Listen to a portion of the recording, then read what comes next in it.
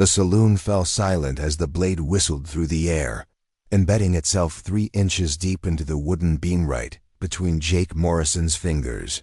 What happened next would be talked about in Copper Creek for decades to come, but it all started with a woman's tears and a rancher's cruel laughter. Before we jump back in, tell us where you're tuning in from, and if this story touches you, make sure you're subscribed because tomorrow I've saved something extra special for you. The autumn wind carried the scent of dying leaves and distant cattle as Eleanor Blackwood stepped off the dusty stagecoach in Copper Creek, Texas. Her black dress, still crisp despite the long journey, marked her as a woman in mourning. The veil covering her face couldn't hide the trembling of her hands as she clutched a small leather satchel to her chest. Copper Creek wasn't much to look at, a handful of weathered buildings lining a single dirt road, with the Silver Dollar Saloon standing as the unofficial heart of the town. But for Eleanor, this dusty outpost represented her last hope. 6 months had passed since her husband Thomas died in that mining accident up in Colorado, and the creditors had taken everything. Everything except the deed to a small plot of land her late husband had won in a poker game years earlier. The land sat on the outskirts of Copper Creek, nothing more than scrub brush and rocky soil according to the county records. But it was hers, and more importantly, it was all she had left in the world. Eleanor had sold her mother's jewelry, her wedding china, and even Thomas's pocket watch to afford the journey here. At 32, she was starting over with nothing but the clothes on her back and a determination forged in grief. The town's residents watched her with the curious detachment reserved for strangers. Women whispered behind their hands while men tipped their hats politely but kept their distance. Death had a way of making people uncomfortable, especially when it wore a pretty face and a widow's weeds. Eleanor made her way to the land office, where a thin man with wire-rimmed spectacles confirmed what she already knew. The property was hers, legally and clear. But when she asked about the nearest neighbors, his expression grew troubled. "Ma'am, I feel obliged to tell you that your land sits right up against the Morrison spread," he said, adjusting his glasses nervously. "Jake Morrison's been trying to buy up every acre in that valley for the past 5 years. He's not what you'd call a friendly neighbor to folks who won't sell." Eleanor thanked him for the warning and walked out into the afternoon sun. She had nowhere else to go and no money to get there anyway. The land would have to do. The Morrison Ranch sprawled across 3,000 acres of prime grazing land, with the main house sitting like a fortress at the center of it all. Jake Morrison had built his empire through a combination of shrewd business deals and old-fashioned intimidation. At 45, he was a man who'd never heard the word no without finding a way to change it to yes. Jake stood on his front porch that evening, watching the thin column of smoke rising from the direction of Eleanor's property. His foreman, Dutch Williams, spat tobacco juice into the dirt and shook his head. "Boss, that widow woman set up camp on the Blackwood place. Word is she's planning to homestead it." Jake's jaw tightened. He'd been negotiating with Thomas Blackwood for months before the man's death, offering good money for that seemingly worthless plot. But Jake knew something the late miner hadn't. A railroad survey team had been through the area last spring, and the proposed route ran right through that land. Once the railroad came through, that worthless scrub would be worth a fortune. "Get the boys together," Jake said. "Tomorrow we're going to pay our new neighbor a visit." Eleanor spent her first night in Copper Creek, sleeping under the stars, wrapped in her late husband's coat. She'd managed to buy some basic supplies, coffee, beans, and a few tools, but her resources were nearly exhausted. As dawn broke over the valley, she surveyed her new home with a mixture of determination and despair. The land was every bit as desolate as she'd imagined. Rocks and thorny bushes stretched as far as the eye could see, broken only by a few scraggly mesquite trees. A small creek ran along the eastern boundary, providing the only source of water for miles. But as Eleanor walked the property, she began to see possibilities others had missed. The soil near the creek was rich and dark, perfect for growing vegetables. The rocks could be cleared and used to build walls and foundations. And the wide, flat area near the center of the property would make an ideal spot for a small house. It would take back-breaking work, but Eleanor had learned not to fear hard labor. She was digging her first foundation stone when the riders appeared on the horizon. 6 men on horseback, moving with the casual confidence of those who owned everything. They surveyed. Eleanor recognized their leader immediately. Jake Morrison's reputation had preceded him even to Colorado. Jake was a big man, broad-shouldered and thick through the middle, with iron-gray hair and eyes like chips of flint. He wore his wealth casually fine boots, a silver-studded belt, and a hat that cost more than most men made in a month. The other riders spread out in a loose semicircle as Jake approached Eleanor's small campsite. "Morning, ma'am," Jake said, touching the brim of his hat in a mockery of politeness. "I'm Jake Morrison. I own all the land around here."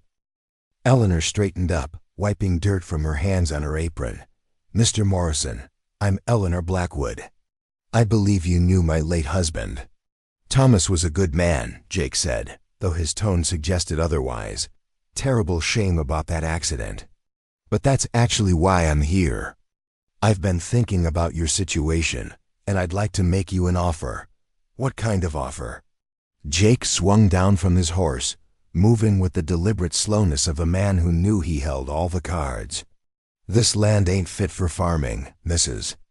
Blackwood. Nothing but rocks and rattlesnakes out here. But I'm prepared to be generous. I'll give you $500 for the deed, enough to get you back east where you belong."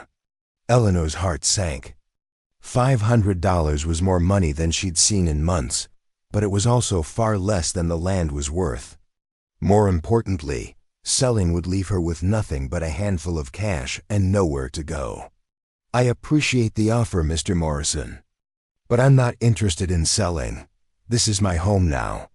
Jake's friendly mask slipped for just a moment, revealing the cold calculation beneath.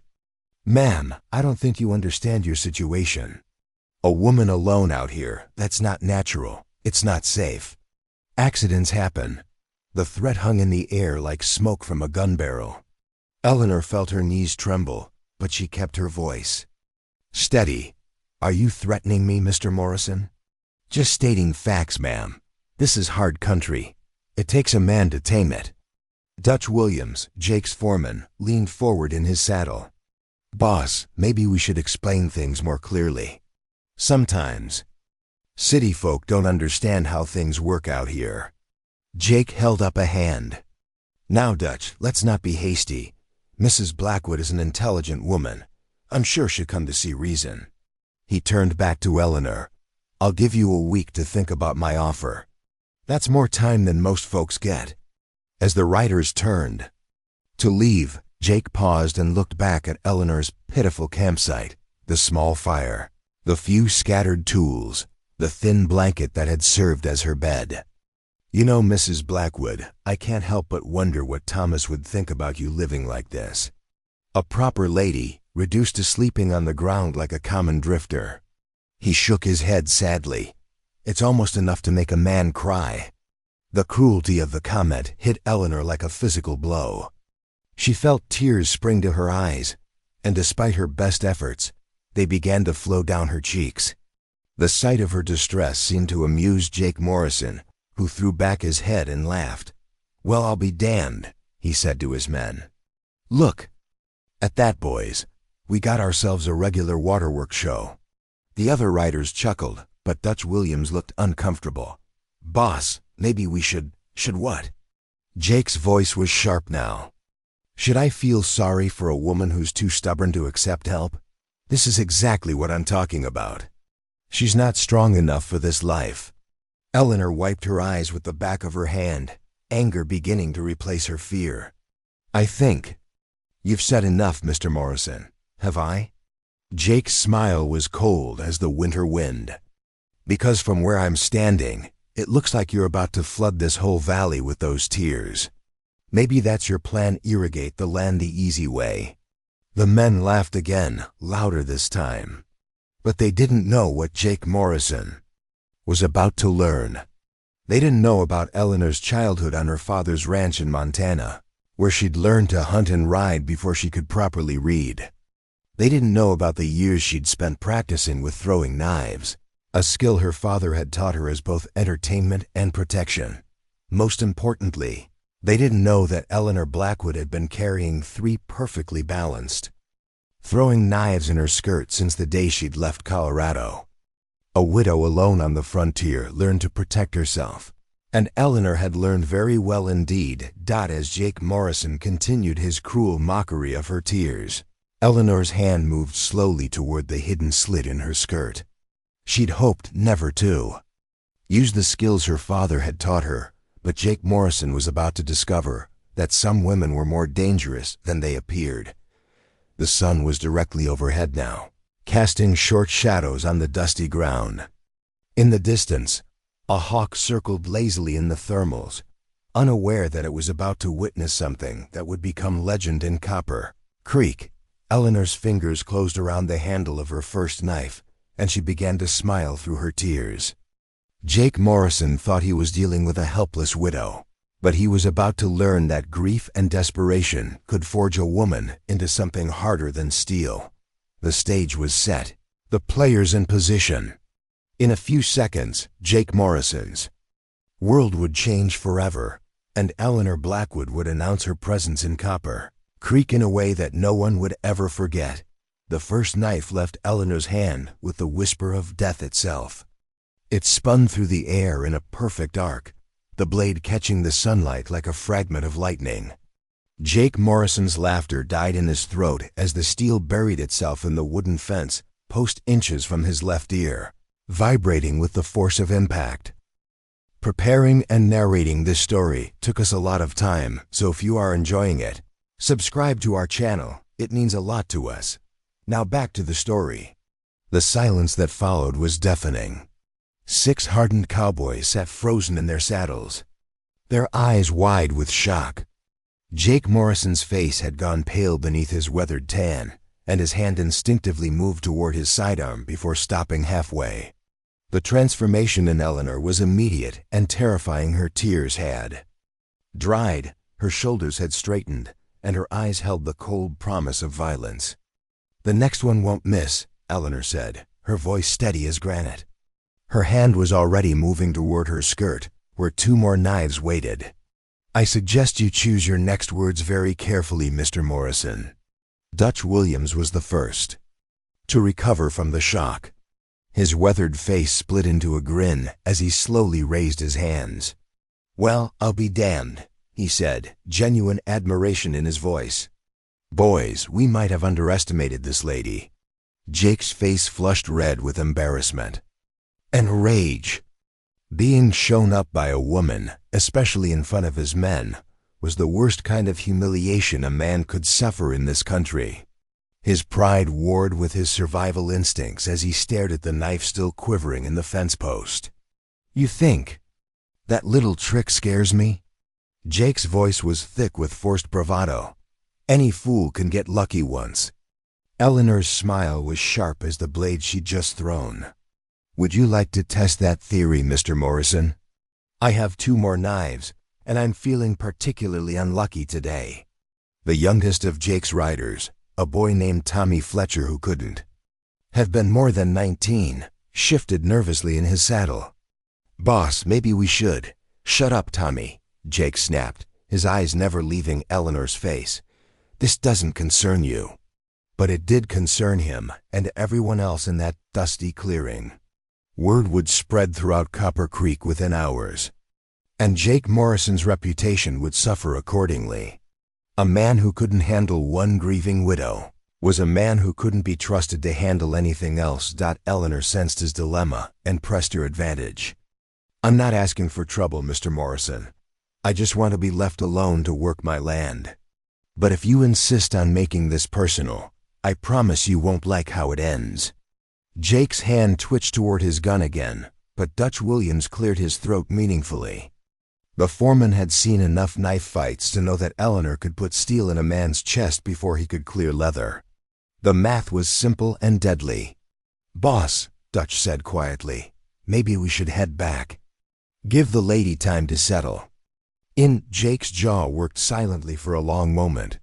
Finally, he nodded curtly and turned his horse away from Eleanor's camp. But as he rode past the fence post, he yanked her knife free and threw it at her feet with contempt. "This isn't over, Mrs. Blackwood," he said. "Not by a long shot."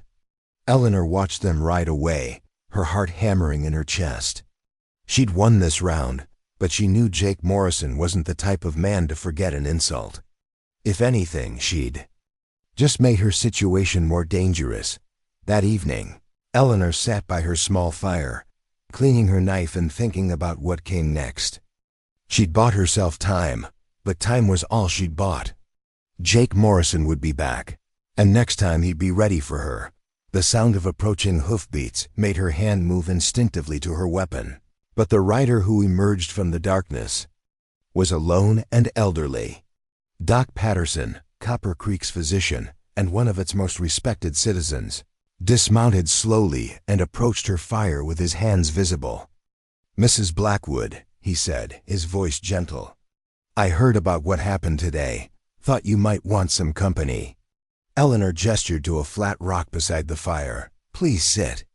"I was just having coffee." Doc Patterson was a thin man in his 60s, with kind eyes and silver hair that had gone white during his years treating the injured and dying.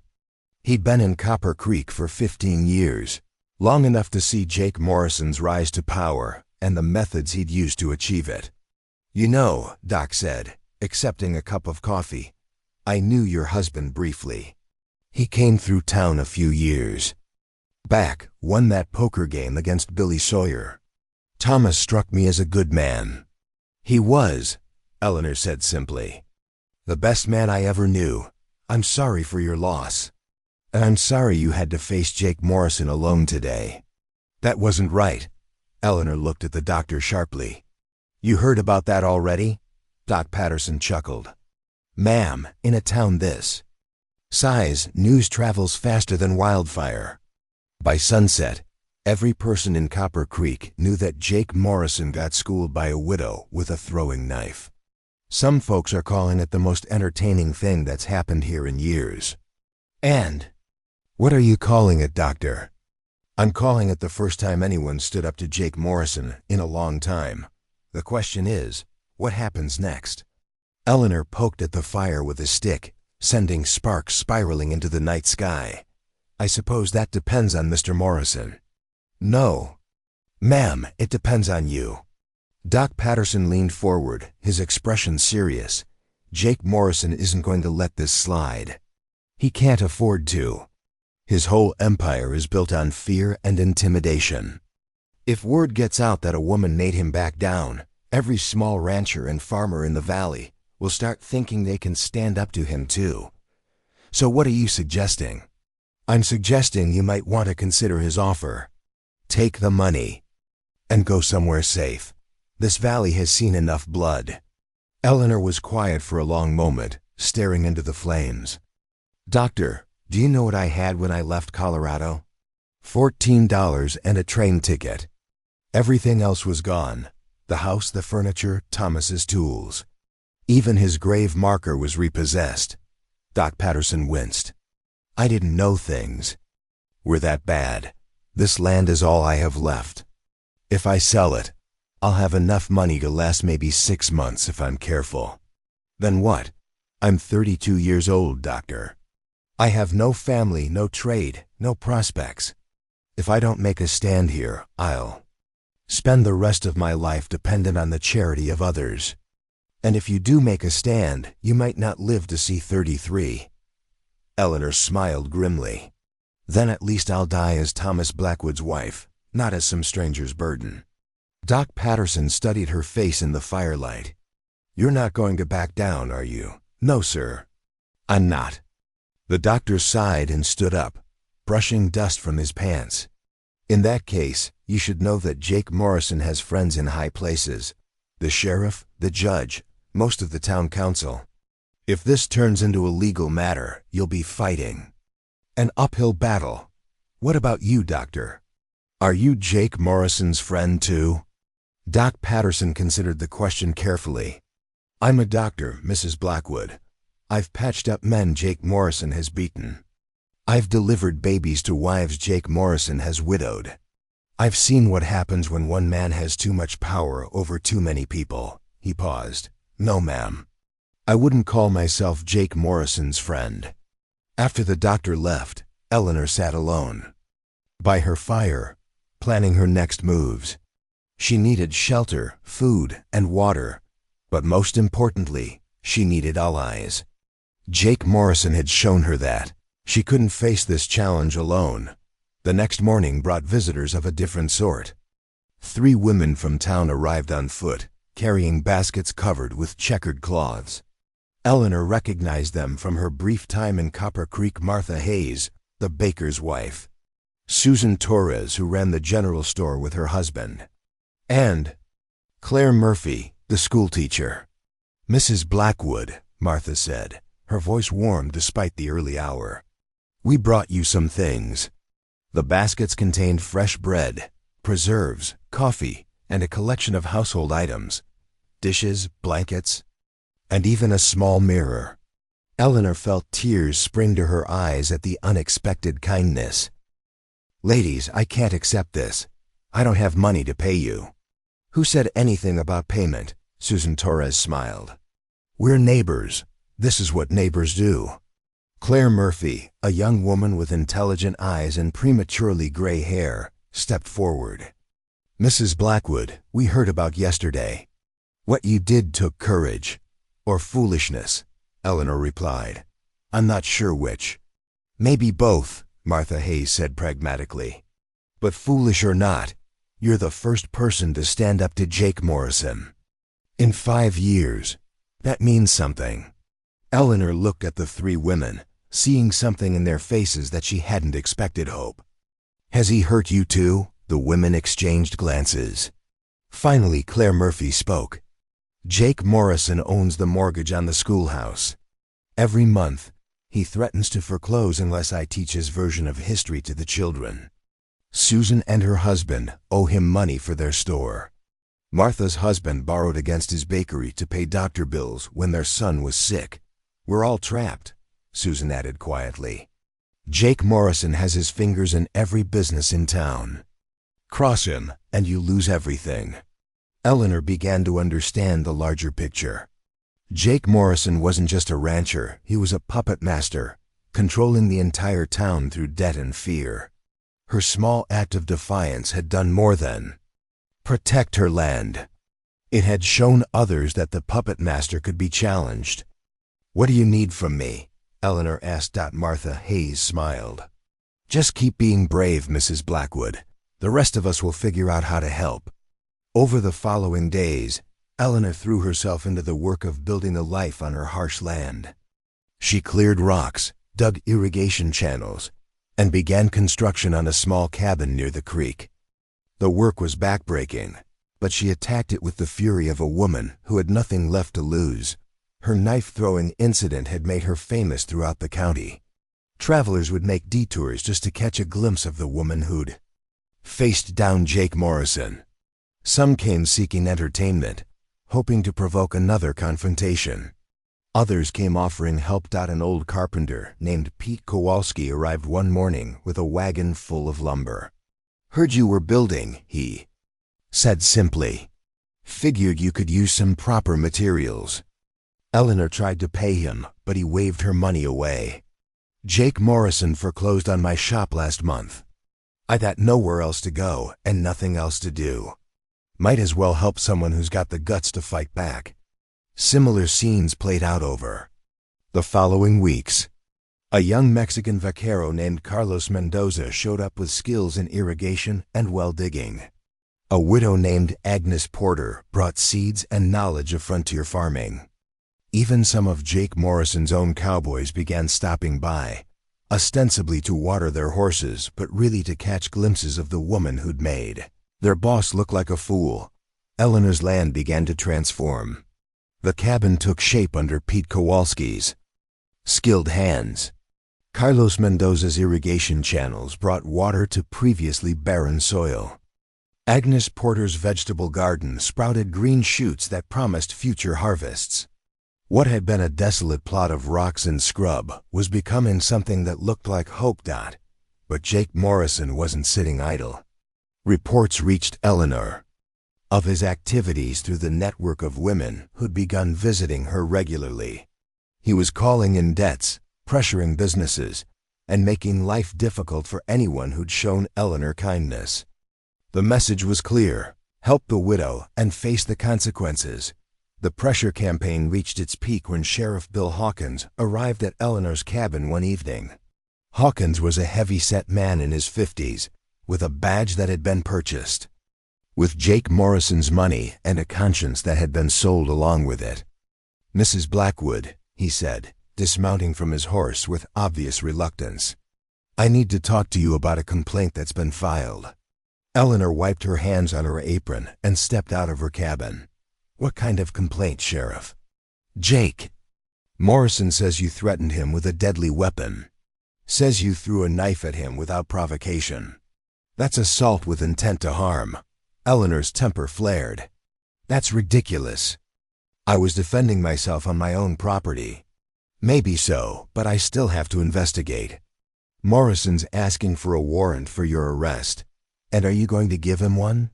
Sheriff Hawkins looked uncomfortable. "That depends on what you tell me. MAAM, were you defending yourself, or were you trying to hurt Jake Morrison?" Eleanor studied the sheriff's face, reading the conflict there. He was Jake Morrison's man, but he wasn't entirely comfortable with the role. "Sheriff, what would you do if 6 armed men rode onto your property and threatened you?" "I'd defend myself." "Then you have your answer." Hawkins nodded slowly. "I'll tell Morrison that the evidence doesn't support his claims. But Mrs. Blackwood, I can't protect you if this escalates. Morrison's got influence, and he's not going to let this go." After the sheriff left, Eleanor stood on her porch, looking out at the land she'd begun to call home. The sun was setting behind the distant mountains, painting the sky in shades of gold and crimson. In the growing darkness, she could see the lights of Copper Creek twinkling like fallen stars.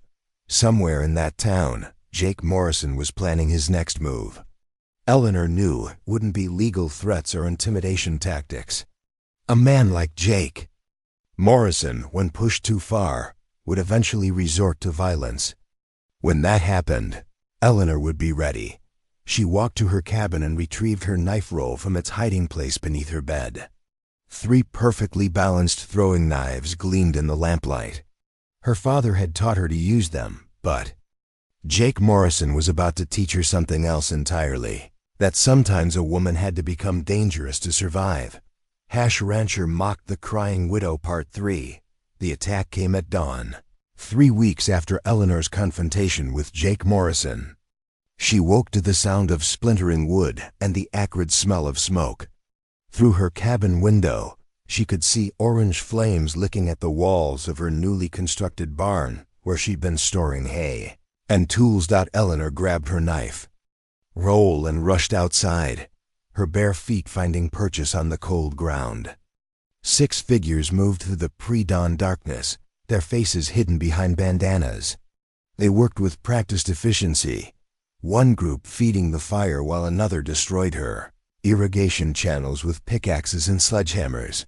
"That's enough," Eleanor shouted, her voice cutting through the crackling flames. "Get off my land." The largest of the intruders turned toward her, and even with his face covered, Eleanor recognized the distinctive swagger of Dutch Williams. "Sorry, lady, but this is what happens when you don't take good advice."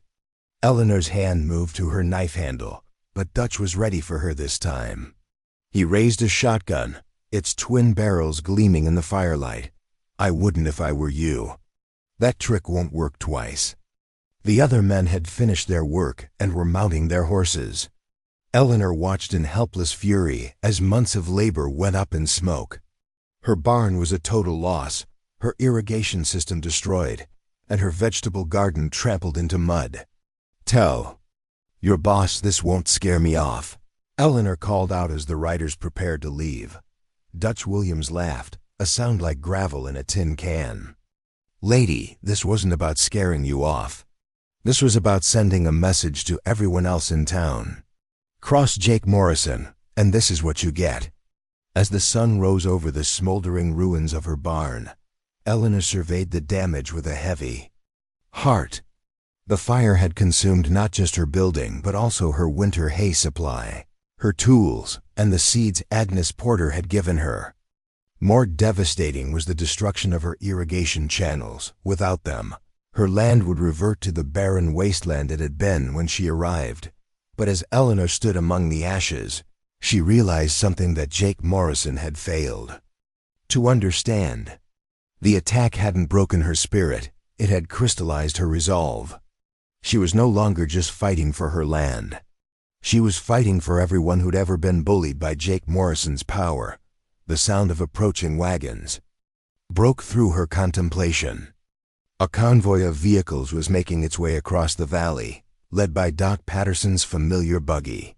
Behind him came Pete Kowalski with a wagon full of lumber, Carlos Mendoza with irrigation tools, and Agnes Porter with fresh seeds and seedlings.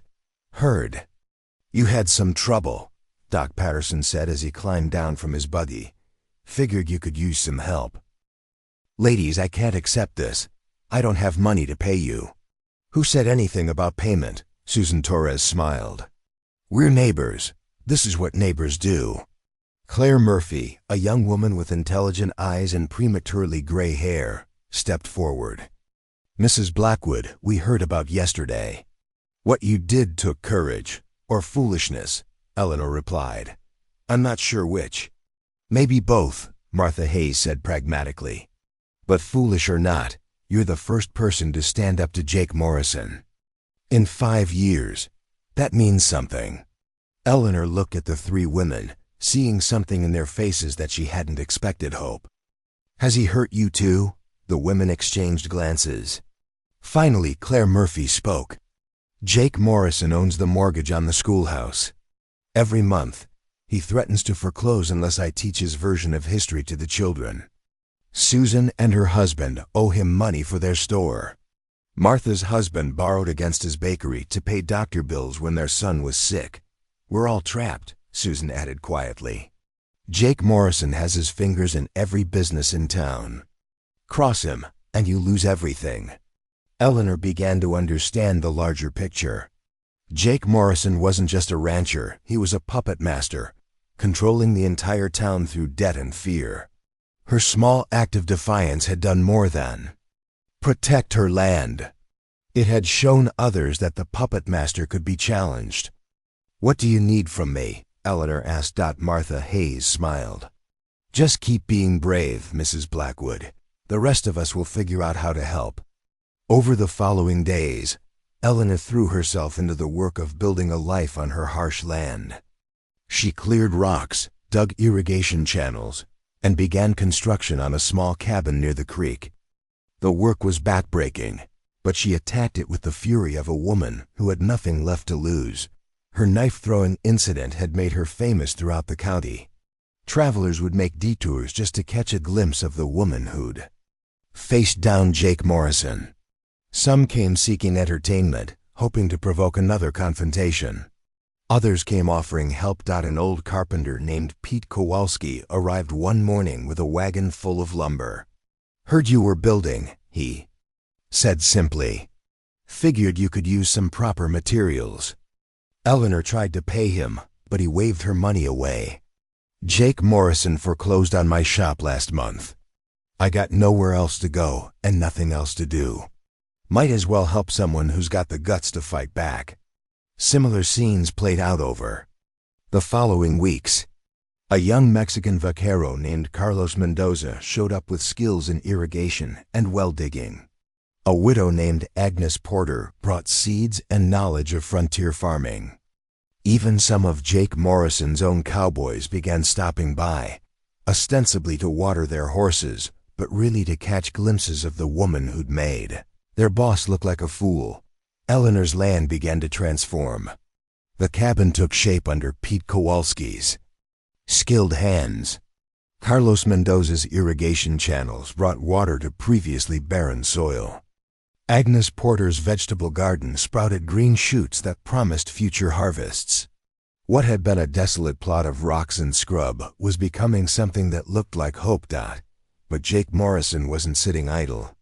Reports reached Eleanor of his activities through the network of women who'd begun visiting her regularly.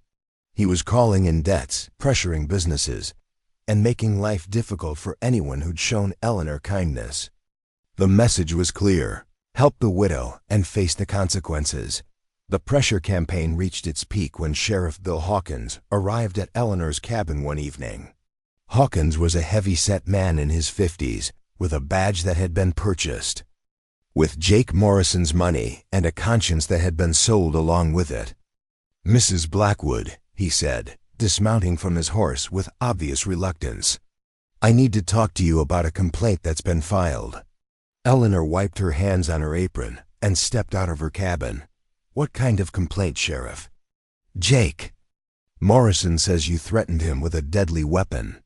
Says you threw a knife at him without provocation. That's assault with intent to harm." Eleanor's temper flared. "That's ridiculous.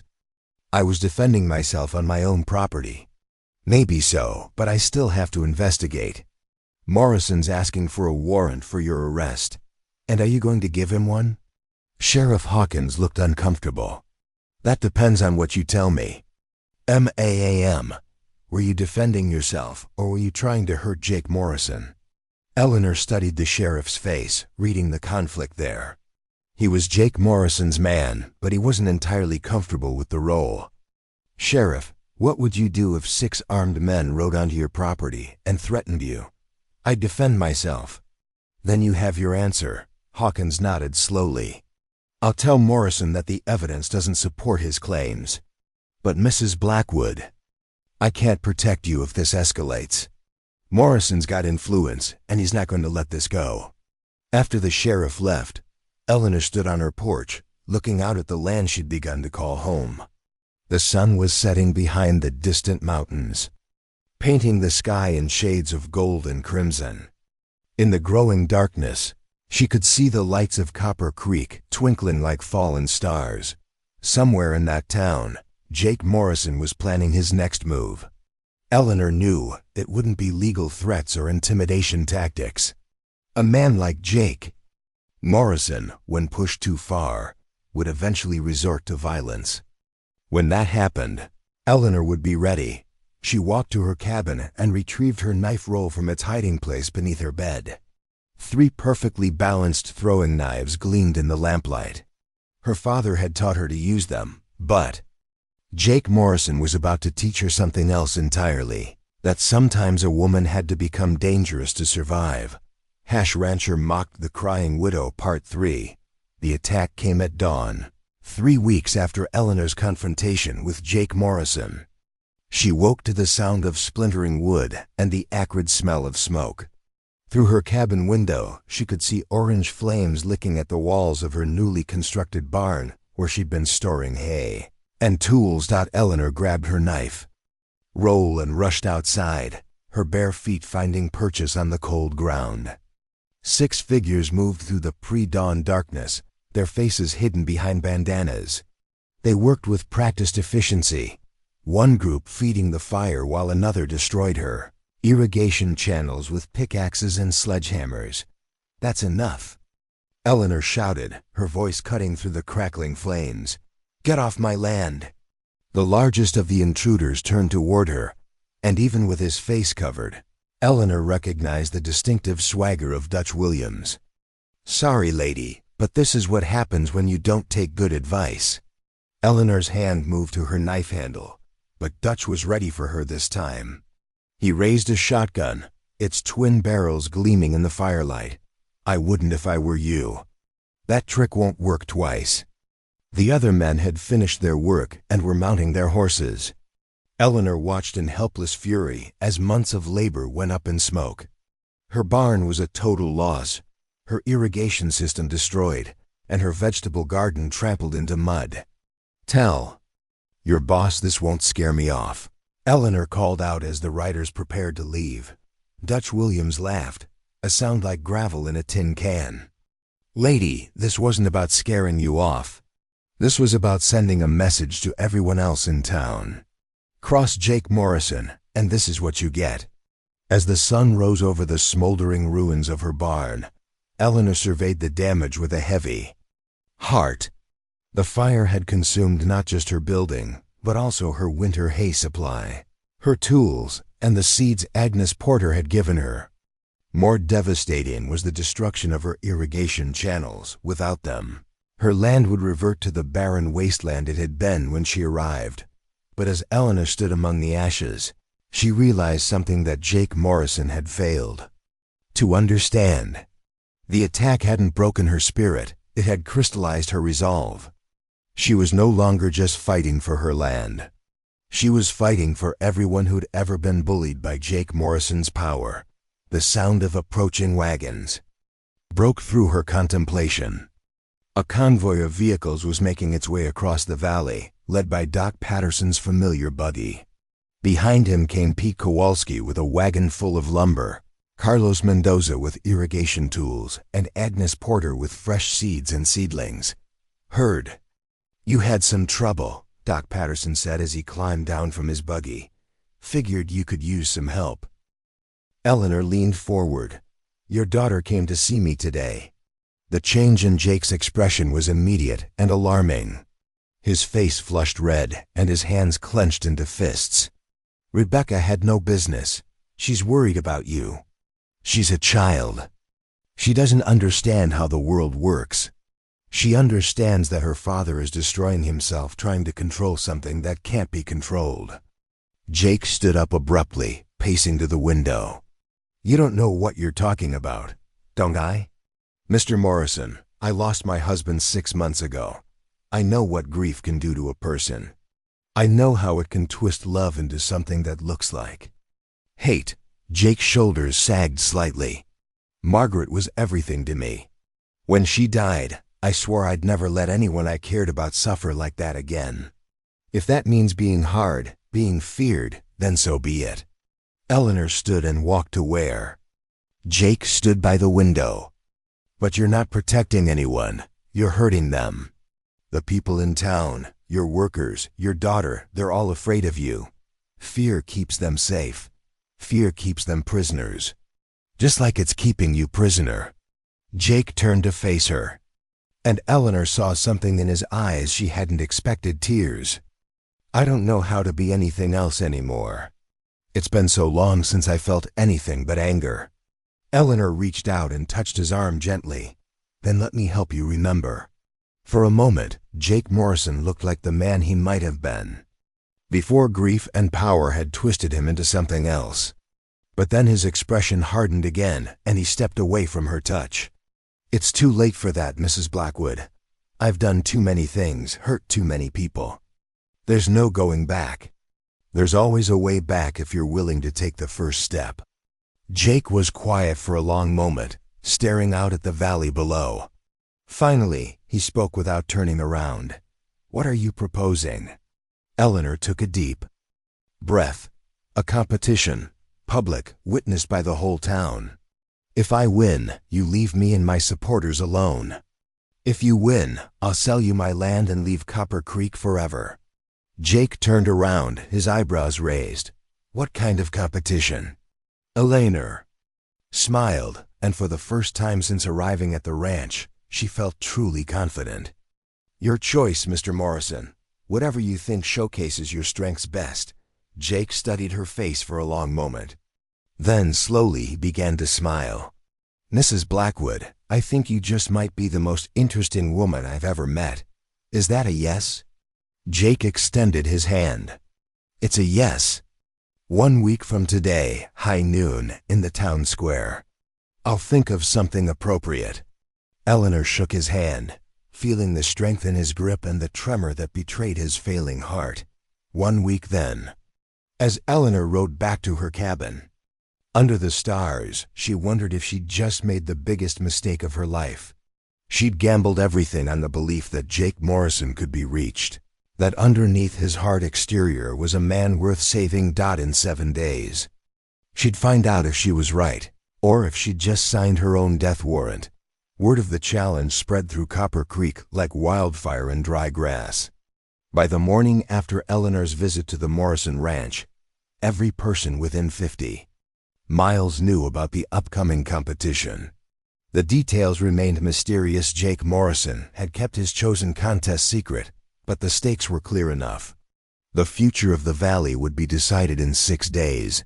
Eleanor woke to find her property bustling with activity. Pete Kowalski had arrived before dawn to continue work on her barn, but he wasn't alone. A dozen men and women from town had come to help, their faces grim with determination. They understood that Eleanor's fight had become their fight, and her victory or defeat would determine their own fates. "Morning, Mrs. Blackwood," called out James Torres, Susan's husband. He was digging post holes for a new fence, his shirt already soaked with sweat despite the early hour. "Figured we'd get this place looking proper before your big day." Eleanor surveyed the scene with amazement. Her property was being transformed into something that looked like a real homestead. The new barn was nearly complete. Her irrigation system had been improved beyond her original design, and her garden was thriving under Agnes Porter's expert care. "You don't have to do this," Eleanor said, though her voice carried gratitude rather than protest. "If I lose, Morrison will make life difficult for everyone who helped me." Martha Hayes looked up from where she was hanging wash on a newly constructed clothesline. "And if you win, he'll do the same thing out of spite. Either way, we're taking a risk. Might as well take it for something worthwhile." Doc Patterson approached from where he'd been examining Eleanor's horse. "Mrs. Blackwood, I need to speak with you privately." They walked away from the others, stopping near the creek where the sound of flowing water would mask their conversation. Doc Patterson's expression was troubled, and Eleanor felt a chill of apprehension. "What is it, Doctor?" "I had a talk with Jake Morrison yesterday evening. He came to my office complaining of chest pains." Doc Patterson paused, choosing his words carefully. "Mrs. Blackwood, Jake Morrison is a very sick man. His heart is failing, and the stress of this competition could kill him." Eleanor felt the blood drain from her face. "Are you saying I should call it off?" "I'm saying you should know what you're dealing with. Jake Morrison isn't just fighting for his pride or his land anymore. He's fighting for his life, and a dying man can be the most dangerous opponent of all." "Did you tell him about his condition?" Doc Patterson shook his head. "He already knows, has for months. That's why he's been so desperate to secure his legacy, to make sure everything he's built will survive after he's gone." Eleanor stared at the flowing water, her mind racing. Jake Morrison's behavior suddenly made terrible sense. A man facing death would do anything to ensure his daughter's security, even if it meant becoming a monster in the process. "Doctor, what exactly did he choose for our competition?" "He wouldn't say. Just told me to make sure you were in good health because you'd need all your strength." Doc Patterson's voice was grim. "Eleanor, I've known Jake Morrison for 15 years. He's not a man who leaves anything to chance. Whatever he's planning, it's something he's confident he can win." That afternoon, Eleanor rode into town to purchase supplies. The streets were busier than usual, filled with visitors who'd come to witness the upcoming spectacle. She overheard conversations in the general store, at the saloon, and on street corners. Everyone had an opinion about the mysterious competition and its likely outcome. "My money's on Morrison," said a grizzled prospector at the saloon. "He's been running this valley for 20 years. Ain't no widow woman gonna change that." "I wouldn't be so sure," replied the bartender. "That lady's got steel in her spine. Saw her throw that knife at me. Never seen anything like it." Eleanor tied her horse outside the general store and went inside to purchase ammunition for her rifles. She didn't know what Jake Morrison had planned, but she intended to be prepared for anything. Susan Torres greeted her with a worried smile. "Mrs. Blackwood, I've been thinking about your competition. Have you considered what you'll do if you lose?" I'll honor my agreement and leave Copper Creek. And go where? Do what? Susan's voice carried genuine concern. You've put everything you have into this land. If you lose it, you'll have nothing left. Eleanor had been trying not to think about that possibility, but Susan's words forced her to confront the reality of her situation. If she lost the competition, she'd be right back where she started, penniless, homeless, and alone in a hostile world. I suppose I'll figure that out when the time comes, Eleanor said, though her voice lacked conviction. Susan leaned across the counter, lowering her voice.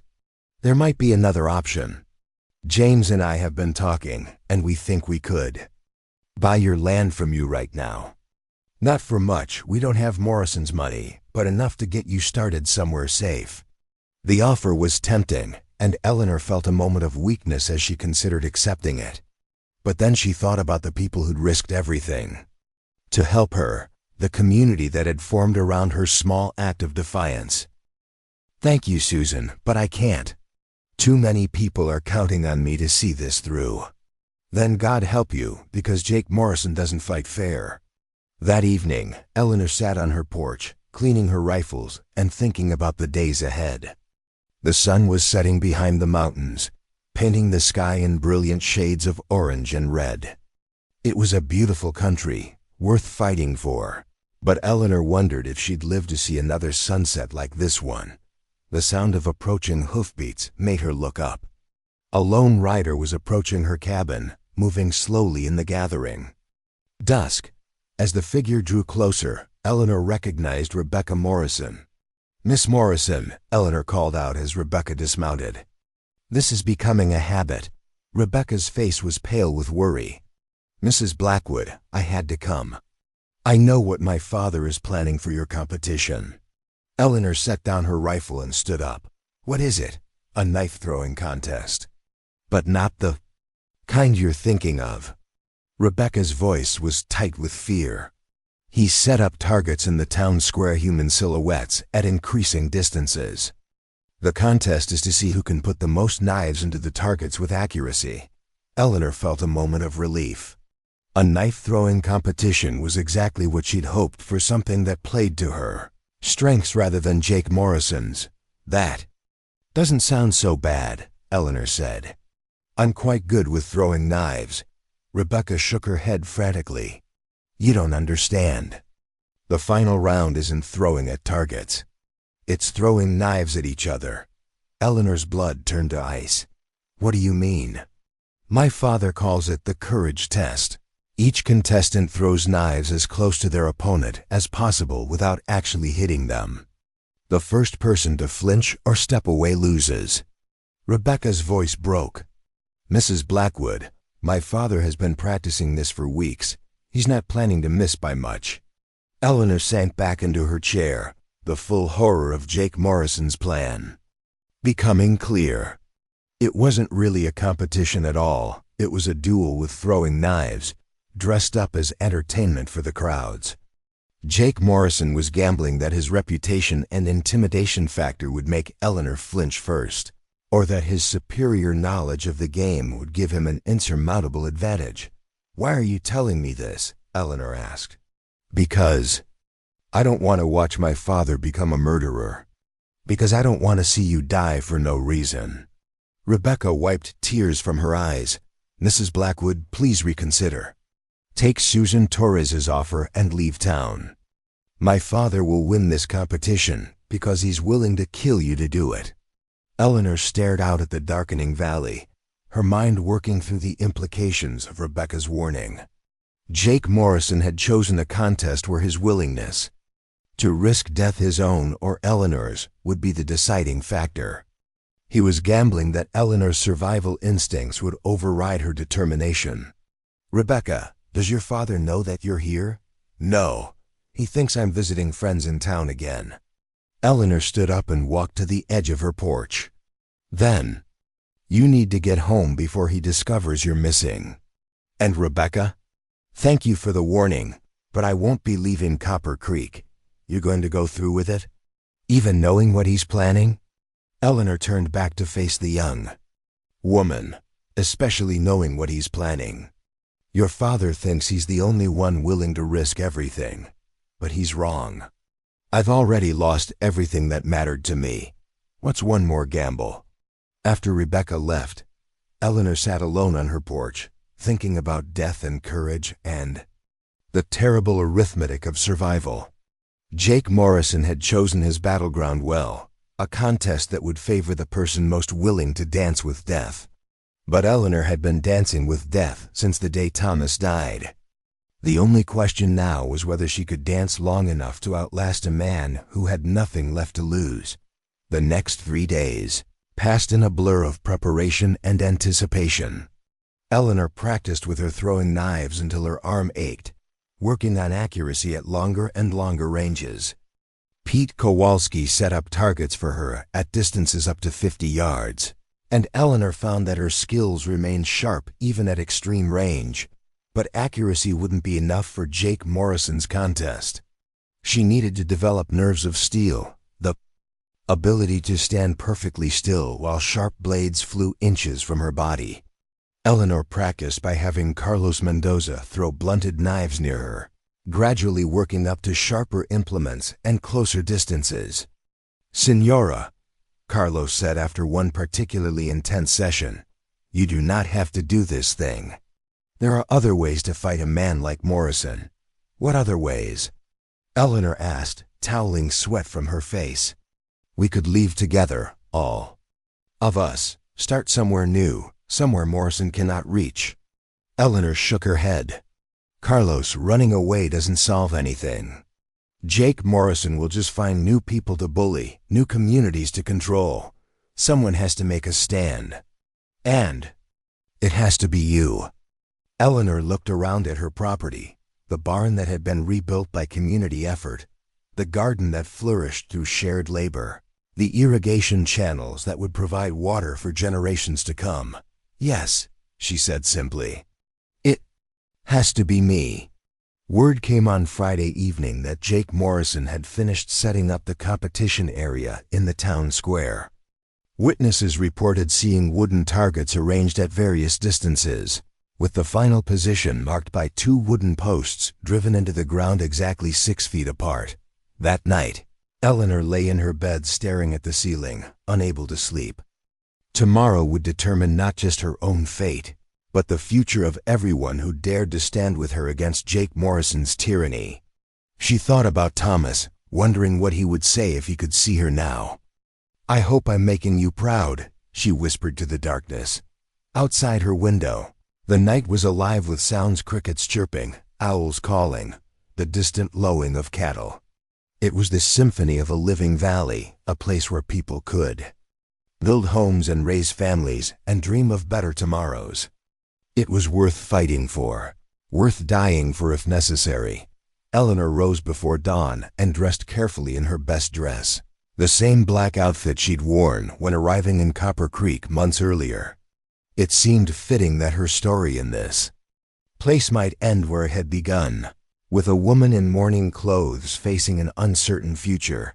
She braided her hair simply and pinned it up, then strapped on the leather belt that held her throwing knives.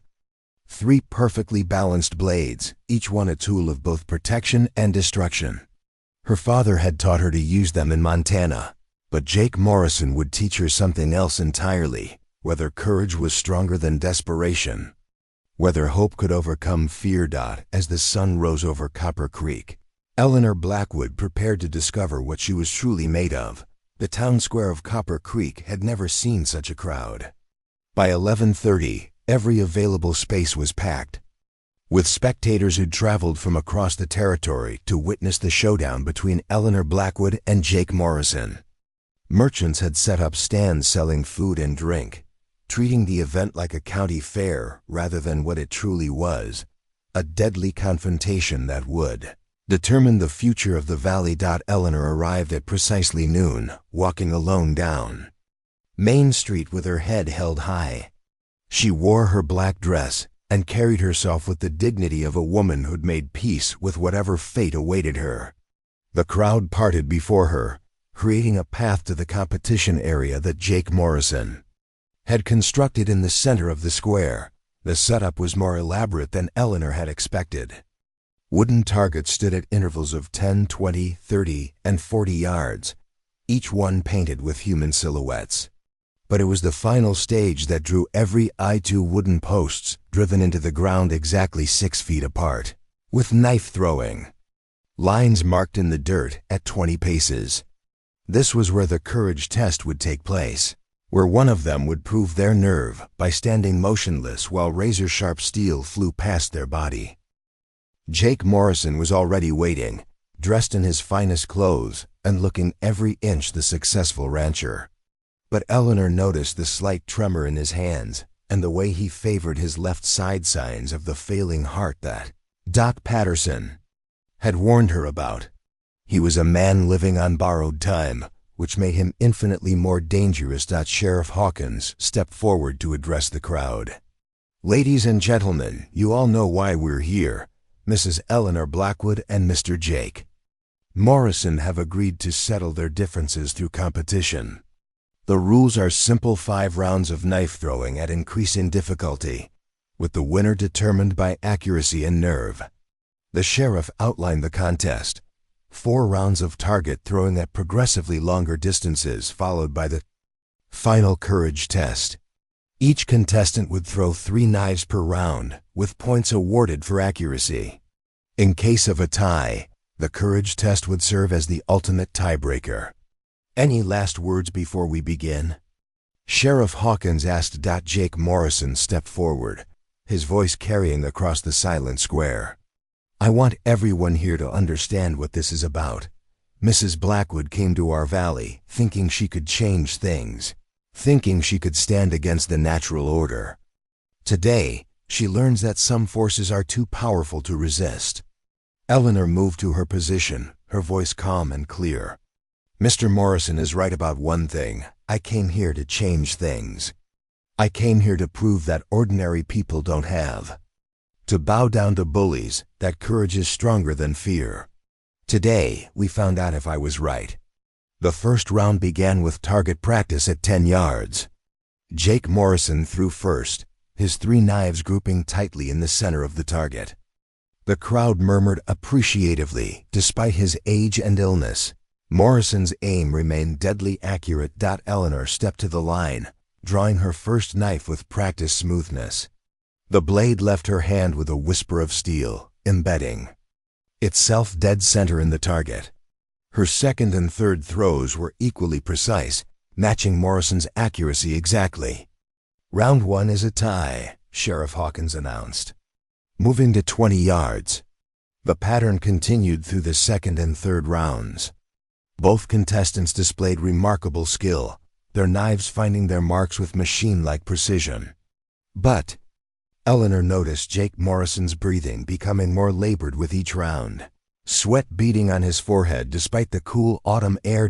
At 30 yards, Jake Morrison's first throw was slightly off-center, earning groans from his supporters. In the crowd, Eleanor capitalized on the mistake, placing all 3 of her knives in a tight grouping that earned scattered applause from the spectators. "Mrs. Blackwood takes the lead," Sheriff Hawkins announced. Final round of target practice at 40 yards. Jake Morrison's condition was becoming apparent to everyone watching. His hands shook slightly as he drew his first knife, and his throw went wide, missing the target entirely. The crowd gasped. Jake Morrison never missed. His second throw found the outer edge of the target, but his third again went wide. Eleanor felt a moment of pity for the proud man struggling to maintain his composure. But she couldn't afford mercy, not with so much at stake. Her 3 throws were perfect, sealing her victory in the target competition. "Mrs. Blackwood wins the target rounds," Sheriff Hawkins announced. However, according to the agreed rules, Mr. Morrison has the right to demand the courage test as a final challenge. Jake Morrison stepped forward, his face flushed with exertion and embarrassment. "I claim that right." The crowd pressed closer as Eleanor and Jake Morrison moved to the post that marked the courage test positions. They would stand 6 feet apart, taking turns throwing knives as close to their opponent as possible without actually striking them. The first person to flinch, step away, or call for the contest to stop would lose everything. Eleanor took her position at the left post, her back straight and her hands steady. Jake Morrison faced her from 20 paces away, his first knife already in hand. Despite his earlier struggles, his eyes held the cold determination of a man with nothing left to lose. Mrs. Blackwood, Jake called out. Last chance to walk away. Take my money and leave this valley while you still can. Eleanor's voice carried across the silent square. Mr. Morrison, I've been walking toward this moment my entire life. I'm not stopping now. Jake Morrison drew back his arm and let fly. The knife whistled through the air, embedding itself in Eleanor's post 6 inches from her right shoulder. Eleanor didn't even blink, though several spectators gasped and stepped back. Now it was Eleanor's turn. She drew her knife smoothly, taking aim at Jake Morrison's solid form. Her blade flew true, striking his post just 4 inches from his left arm. Jake Morrison's jaw tightened, but he held his position. The deadly dance continued. Jake's second throw came even closer, the blade passing so near Eleanor's face that she felt the wind of its passage. Still she didn't move, didn't flinch. Her dark eyes locked on Jake Morrison's face with unwavering determination. Eleanor's second throw was closer still, the knife embedding itself mere inches from Jake Morrison's chest. This time, Jake did flinch. Slightly, his body swaying backward before he caught himself. A murmur ran through the crowd. Jake Morrison was beginning to crack. For the third exchange, Jake Morrison stepped closer, reducing the distance to 15 paces. His hand trembled as he drew his knife, and Eleanor could see the sweat streaming down his face. The effort of the competition was taking a terrible toll on his failing heart. Jake, Doc Patterson called from the crowd. That's enough. Your heart can't take much more. Jake Morrison ignored the doctor, focusing all his remaining strength on this final throw. The knife left his hand with desperate force, spinning end over end toward Eleanor's position. It struck the post less than 2 inches from her neck, close. Enough that she felt splinters of wood against her cheek. The crowd held its collective breath as Eleanor prepared for what could be the deciding throw. Jake Morrison stood at his post, his chest heaving with labored breathing, his face gray with exhaustion. Eleanor could end this now with a throw that would force him to move, but something in his expression stopped her. She saw not the cruel rancher who'd terrorized the valley, but the grieving widower Rebecca had described, a man who'd lost everything that mattered and was desperately trying to hold on to what little remained. In that moment, Eleanor made a choice that would define both their legacies. Instead of throwing her knife at Jake Morrison, Eleanor turned and hurled it at the wooden target 30 yards away. The blade struck dead center with a solid thunk, and Eleanor stepped away from her post. I forfeit the courage test, she announced, her voice carrying clearly across the stunned square. Jake Morrison wins. The crowd erupted in confusion. Voices shouted questions, demanded explanations, called for the contest to continue. But Eleanor walked calmly to where Jake Morrison stood, his face a mask of bewilderment. Why? He gasped. His hand pressed to his chest. You had me beaten. Why throw it away? Eleanor looked into his eyes, seeing the pain and confusion there.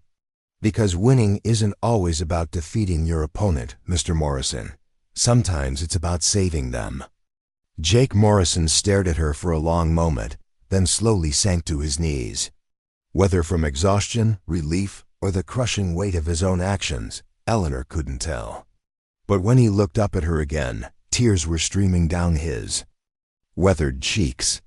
I don't understand, he whispered. Eleanor knelt beside him, ignoring the crowd of spectators pressing closer to hear their conversation. Your daughter told me about your wife, about how her death changed you. I lost my husband 6 months ago, so I know something about grief. But Jake, Margaret wouldn't want you to become this person. She'd want you to remember who you were when she loved you. Jake Morrison's shoulders shook with silent sobs. I've done terrible things, hurt so many people, and stop hurting them. Use whatever time you have left to make amends. Doc Patterson pushed through the crowd, his medical bag in hand. Jake, we need to get you home. Your heart. My heart's fine, Jake said, though his voice was weak. He looked around at the crowd of faces, people he'd bullied, threatened, and terrorized for years. It's my soul that needs doctoring. Eleanor helped Jake Morrison to his feet, supporting his weight as Doc Patterson checked his pulse. The crowd began to disperse, many looking confused by the anticlimactic ending to what they'd expected to be a bloody spectacle. Mrs. Blackwood, Jake said as his breathing began to stabilize, our agreement was that the winner takes all. I won, so your land is mine. Eleanor nodded calmly. That was the deal. Jake Morrison studied her face, seeing no resentment or fear there, only a quiet acceptance that somehow made him feel smaller than any victory could have. I hereby deed that land back to you, free and clear. Consider it payment for a lesson I should have learned years ago. Over the following weeks, Copper Creek underwent a transformation that no one could have predicted. Jake Morrison, faced with his own mortality and Eleanor's inexplicable mercy, began the difficult work of making amends for years of tyrannical behavior.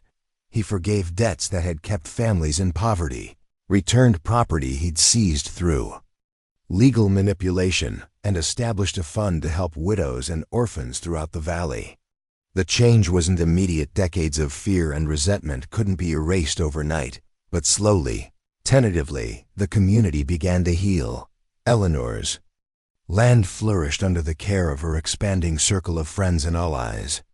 Her successful stand against Jake Morrison had inspired others to pursue their own dreams, and the valley buzzed with new businesses, schools, and churches.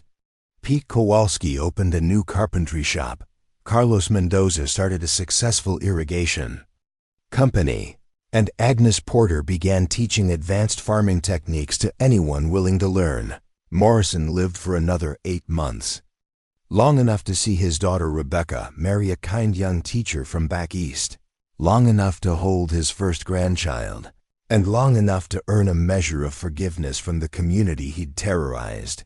On his deathbed, with Eleanor holding his hand while Doc Patterson and Rebecca kept vigil, Jake Morrison spoke his final words. Thank you for showing me that strength isn't about making others afraid.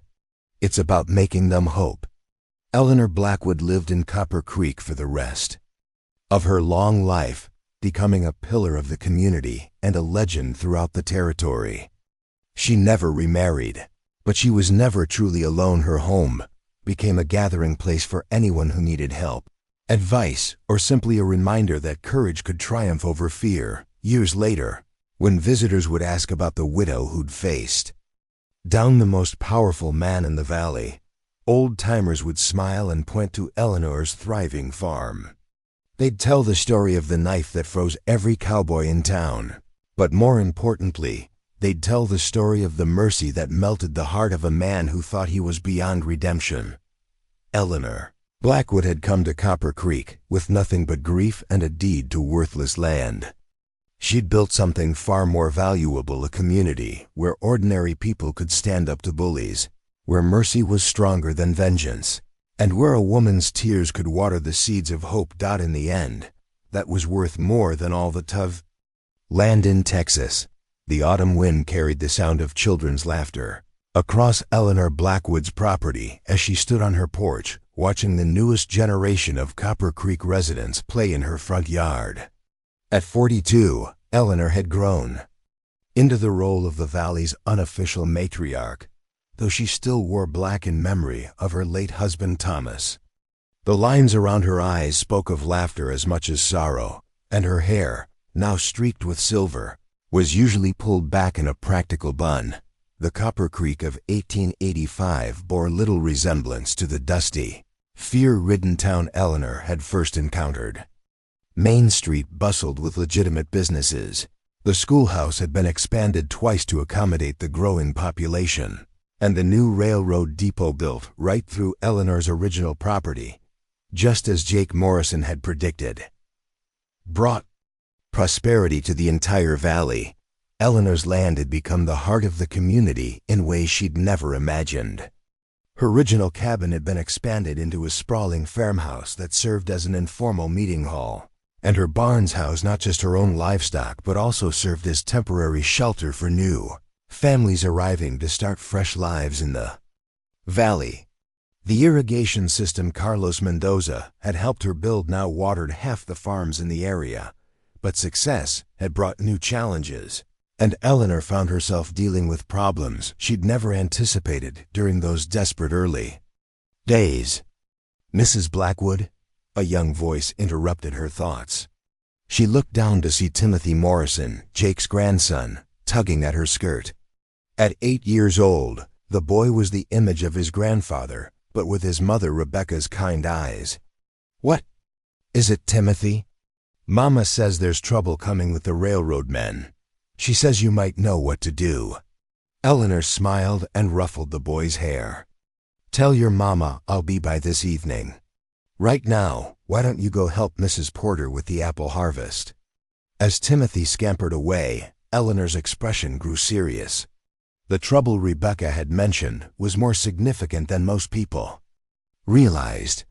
The railroad company that had brought prosperity to Copper Creek was now demanding additional land concessions, claiming they needed to expand their facilities. But Eleanor suspected their real goal was to gain control of the water rights that she and her neighbors had fought so hard to establish. The sound of approaching horses drew her attention to the road. A delegation of well-dressed men was riding toward her property, led by a tall, thin man in an expensive suit. Eleanor recognized him immediately: Harrison Caldwell, the railroad's regional director, and a man who made Jake Morrison's former tyranny look like child's play. Caldwell was everything Jake Morrison had never been: educated, sophisticated, and utterly ruthless in his pursuit of profit. Where Jake had ruled through fear and intimidation, Caldwell used legal manipulation and political connections to get what he wanted. He'd been circling Copper Creek for months, probing for weaknesses in the community's defenses. Eleanor stepped down from her porch as the delegation approached, her hand instinctively checking the position of the knife she still carried at her hip. Some habits never died, and living on the frontier had taught her that trouble could arrive in many different forms. "Mrs. Blackwood," Caldwell said, tipping his hat with exaggerated courtesy. "What a pleasure to see you again. I trust you're well, Mr. Caldwell. I wasn't expecting you today." "I'm afraid this is an official visit, Mrs. Blackwood. I have some papers here that require your immediate attention." Caldwell reached into his saddlebag and withdrew a thick legal document. "It seems there's been an error in the original land surveys. The railroad's right-of-way extends further than we initially realized." Eleanor accepted the document, but didn't bother to read it. She'd seen enough legal tricks over the years to recognize a shakedown when she saw one. "And I suppose this error conveniently encompasses some of the most valuable water rights in the valley?" Caldwell's smile was cold as winter frost. "The railroad has significant investment in this region, Mrs. Blackwood. We need to protect those investments, even if it means correcting historical oversights." "Historical oversights?" Eleanor's voice carried a dangerous edge that anyone who'd known her in the early days would have recognized. "Is that what we're calling theft now?" The other men in Caldwell's delegation shifted uncomfortably in their saddles. Eleanor Blackwood's reputation had spread far beyond Copper Creek, and even railroad executives had heard stories about the widow who'd faced down Jake Morrison with nothing but throwing knives and pure determination. "Mrs. Blackwood, I think you misunderstand our position. The railroad isn't asking for your cooperation. We're informing you of a legal reality. This survey correction has been approved by the Territorial Court in Austin. You have 30 days to comply or face federal marshals." Eleanor studied Caldwell's face, reading the confidence there. Unlike Jake Morrison, who'd relied on local connections and personal intimidation. Caldwell had the backing of corporate lawyers and political influence that stretched all the way to Washington. This wouldn't be settled with a knife-throwing contest. Mr. Caldwell, would you mind if I asked you a personal question? The railroad director looked surprised. I suppose not. Do you have children? I have 2 sons, actually, both attending Harvard University. Eleanor nodded thoughtfully. And I'm sure you want them to inherit a world they can be proud of. A world where hard work and fair dealing matter more than who has the most lawyers. Mrs. Blackwood, sentiment doesn't change legal reality. The railroad owns these water rights now, does it? Eleanor's voice carried a note of amusement that made Caldwell's eyes narrow with suspicion. Mr. Caldwell, have you actually read the original land grants that established this valley? Not the surveys, but the actual grants. Of course I have. My legal team has reviewed every document. Eleanor smiled, and for the first time since the delegation's arrival, she looked genuinely pleased. Then you'll know about the Morrison Trust. Caldwell's confident expression flickered slightly. What trust? The one Jake Morrison established before his death. The one that placed all the water rights in this valley under community protection in perpetuity. Eleanor's smile widened. The one that makes your survey correction legally meaningless. The truth was, Eleanor was bluffing. Jake Morrison had indeed established a trust before his death, but it was primarily focused on ensuring his ranch would be managed responsibly after he was gone. However, Caldwell's momentary uncertainty told Eleanor everything she needed to know. The railroad's lawyers hadn't been as thorough as they'd claimed. I don't believe you, Caldwell said, but his voice lacked its earlier conviction. That's your prerogative, Mr. Caldwell, but I'd suggest you have your legal team review the territorial records more carefully before you start threatening federal marshals. There are quite a few documents that were filed in the months before Jake Morrison's death that your people seem to have missed. Eleanor was gambling that Caldwell's corporate arrogance would make him assume the locals were too unsophisticated to have properly protected their interests. But Jake Morrison's final months had been spent not just making amends for his past actions, but also ensuring that Copper Creek would be protected from future threats. Caldwell gathered his reins, his face flushed with anger and embarrassment. This isn't over, Mrs. Blackwood. The railroad has significant resources at its disposal. So do we, Mr. Caldwell. More than you might think. After the delegation rode away, Eleanor walked to her barn where she kept Jake Morrison's old safe, a gift from Rebecca after her father's death. Inside were dozens of legal documents, land grants, and water rights certificates that Jake had spent his final months organizing and protecting. The dying rancher had understood that Copper Creek's future would depend on more than courage and community spirit. It would require legal foundations that no railroad corporation could easily destroy. That evening, Eleanor gathered the community leaders in her front parlor. Doc Patterson, now in his 70s but still sharp as a steel trap, sat beside the fireplace. Carlos Mendoza, who'd become one of the valley's most successful farmers, occupied the chair by the window. Agnes Porter, whose agricultural innovations had helped dozens of families prosper, perched on the edge of the sofa. Rebecca Morrison Hayes, now a respected teacher and mother, sat across from Eleanor with her husband David, the young educator she'd married. "The railroad is making their move," Eleanor announced without preamble. "Harrison Caldwell paid me a visit today with forged survey documents claiming expanded right-of-way privileges. Can they do that?" David Hayes asked. As someone who'd come from back east, he was still learning the complexities of frontier law. Doc Patterson snorted. "They can try.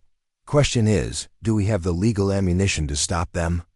Eleanor moved to the safe and began removing documents. Jake Morrison spent his last months preparing for exactly this situation. He knew the railroad would eventually try to seize control of the water rights, so he created a legal structure to prevent it. Rebecca leaned forward, her eyes widening. with surprise. I knew Papa was working on something before he died, but he never explained what it was. Your father established what he called the Copper Creek Community Trust, Eleanor explained, spreading documents across her dining table. Every major landowner in the valley signed agreements placing their water rights under community protection. The trust can't be dissolved without unanimous consent from all members, and it can't be seized by outside interests under territorial law. Carlos Mendoza studied the documents with amazement. This is very clever. Your Senator Morrison, he understood the law better than I thought. Jake Morrison understood power, Doc Patterson said quietly. He knew that individual landowners could be bullied or bought off, but a properly organized community could fight back effectively. Agnes Porter smiled with genuine admiration. Even in death, Jake Morrison is still protecting this valley. I never thought I'd say this, but I'm grateful for his foresight. Eleanor gathered the documents carefully. The trust is solid, but Caldwell won't give up easily. He'll try to find other ways to pressure us: economic warfare, political manipulation, maybe even violence if he gets desperate enough. Then we'd better be ready for him, Rebecca said firmly. This valley has seen enough bullies. We won't bow down to another one. Over the following weeks, the conflict with the railroad escalated in ways Eleanor hadn't anticipated. Caldwell's first response was to challenge the trust in territorial court, but Jake Morrison's legal work proved ironclad. Frustrated by their legal defeat, the railroad began applying economic pressure. Freight rates for local farmers suddenly doubled. Passenger service to Copper Creek was reduced to twice weekly. Railroad employees spread rumors that the town was unstable and dangerous for new settlers. Most damaging of all, the railroad began recruiting workers from other regions and housing them in a company camp 5 miles outside town, creating a parallel community that competed with local businesses. Eleanor found herself fighting a war on multiple fronts. As the de facto leader of the community trust, she spent her days dealing with legal challenges, organizing economic resistance, and maintaining morale among increasingly worried residents. The stress was taking its toll. She was losing weight, sleeping poorly, and finding herself short-tempered with even her closest friends. The crisis reached its peak when Harrison Caldwell arrived in town with a new proposal. Rather than trying to seize the water rights directly, the railroad would simply build its own competing infrastructure. They would drill new wells, construct their own irrigation system, and establish farming operations that would undercut local producers. It's perfectly legal, Caldwell announced at a public meeting in the schoolhouse. The railroad has the right to develop its own property as it sees fit. Of course, we'd prefer to work cooperatively with existing residents, but if you insist on being obstructionist. Eleanor stood up from her seat in the back of the room. Mr. Caldwell, are you threatening to destroy this community's livelihood if we don't surrender our water rights? Mrs. Blackwood, I'm simply explaining the economic realities of the situation. Cooperation benefits everyone. Obstruction benefits no one. And what happens to the families who've built their lives here? The children who've grown up in these schools, the elderly who've retired to these farms. Caldwell shrugged with elaborate indifference. Progress requires sacrifice, Mrs. Blackwood. Some people adapt, others move on. That's the nature of economic development.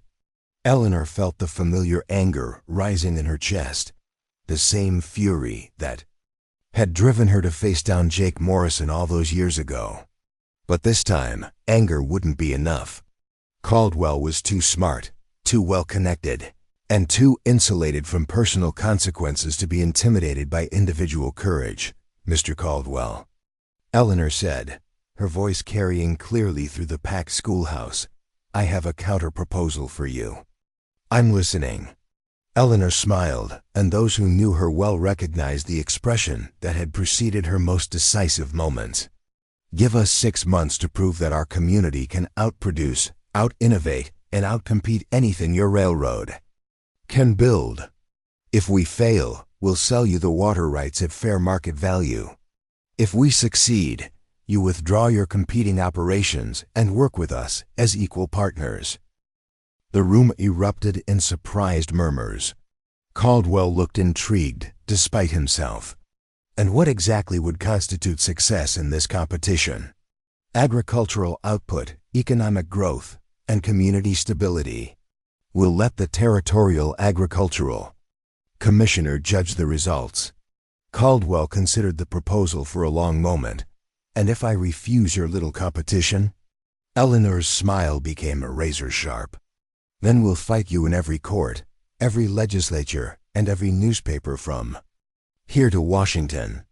We'll make Harrison Caldwell synonymous with corporate greed and community destruction. Your sons at Harvard will spend the rest of their lives explaining why their father tried to destroy a thriving frontier community for the sake of railroad profits." The threat hung in the air like smoke from a gun barrel. Caldwell understood that Eleanor Blackwood had become something more dangerous than an individual opponent. She'd become a symbol of frontier resistance that could damage the railroad's reputation across the entire territory. 6 months, Caldwell said finally. "But I want specific benchmarks and independent verification." "Agreed," Eleanor replied. "I look forward to showing you what a real community can accomplish when it works together." As the meeting broke up, Eleanor felt the familiar weight of enormous responsibility settling on her shoulders. She just committed Copper Creek to a competition that would determine its survival, and failure would mean the destruction of everything she and her neighbors had built. But as she looked around the schoolhouse at the faces of people who'd become her extended family, Rebecca teaching her children, Carlos discussing irrigation innovations with other farmers, Doc Patterson arguing politics with anyone who'd listen, Eleanor felt the same determination that had carried her through every previous challenge. Copper Creek had survived Jake Morrison's tyranny and thrived in the aftermath. Now it would face its greatest test yet, proving that a community built on cooperation and mutual respect could triumph over corporate power and unlimited resources. The real fight was just beginning. The challenge Eleanor had issued to Harrison Caldwell transformed Copper Creek into a hive of unprecedented activity.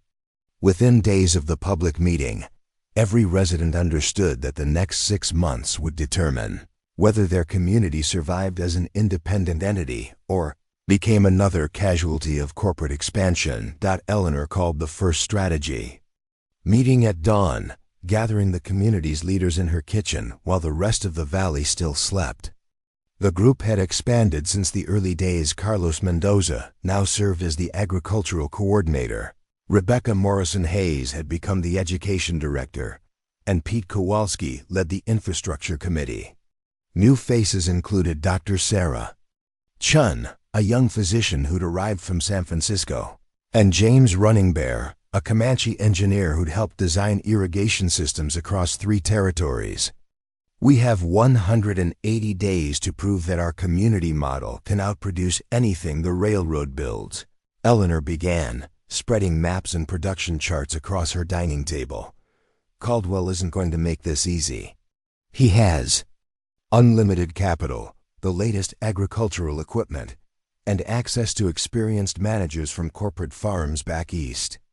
Dr. Chun leaned forward, studying the numbers with a physician's analytical eye. "What exactly are we competing on? Total agricultural output? Efficiency? Profitability?" "All of the above," Eleanor replied. "The Territorial Agricultural Commissioner will evaluate us on crop yield per acre, livestock productivity, land improvement, economic growth, and community stability. Caldwell's operation will be judged by the same standards." James Running Bear traced his finger along the irrigation maps Carlos had developed over the years. "Their biggest advantage will be scale. They can throw money at problems that would take us months to solve gradually." "But they can't replicate this," Rebecca said, gesturing around the kitchen where the community's leaders sat as equals, sharing ideas and responsibilities. "They can hire workers, But they can't buy the kind of cooperation we've built here. Carlos nodded emphatically. See, this is our strength, but we must be smarter than ever before. No waste, no mistakes, perfect coordination. Eleanor stood and walked to her window, looking out at the pre-dawn darkness. There's something else we need to discuss. Caldwell won't play fair. He'll try to sabotage our efforts, poach our workers, maybe even resort to the kind of tactics Jake Morrison used in the old days. Pete Kowalski's expression hardened. The old carpenter had seen enough frontier justice to know what Eleanor was implying. Are we talking about hiring guards? Armed resistance? I'm talking about being prepared for anything. But our real protection will be success itself.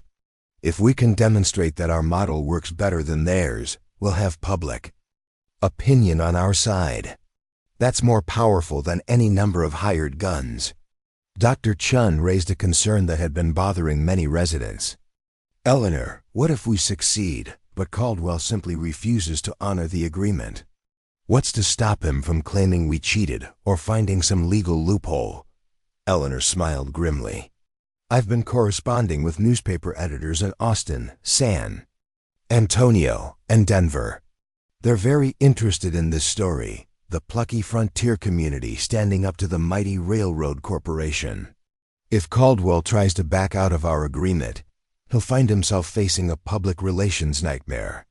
The meeting broke up at sunrise, with each committee leader taking responsibility for different aspects of the competition. Carlos would focus on maximizing agricultural output. Rebecca would document their educational and social achievements. Pete would oversee infrastructure improvements. And Dr. Chun would ensure that health and safety standards exceeded anything the railroad could match. Eleanor's role was the most complex. She would serve as overall coordinator, while also handling the political and legal aspects of the competition. It was a responsibility that would have crushed most people, but Eleanor had been preparing for this moment her entire adult life. The first month of the competition brought surprising developments.